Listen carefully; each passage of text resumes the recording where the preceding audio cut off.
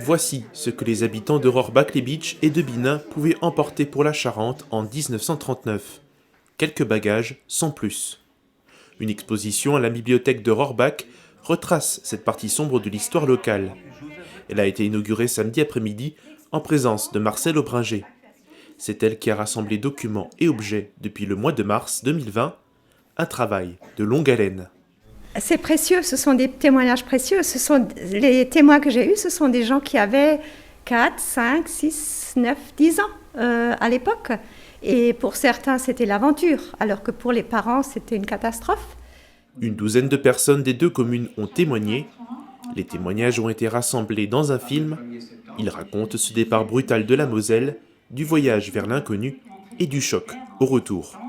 J'ai retrouvé quelques lettres de ma maman qui écrivait à ses frères soldats qui étaient restés ici au front et qui s'inquiétaient de l'état de la maison. Et donc par eux, elle a appris qu'il n'y avait plus rien dans la maison.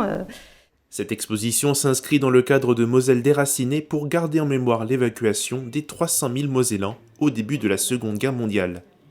Elle sera visible pour le public jusqu'au 11 novembre.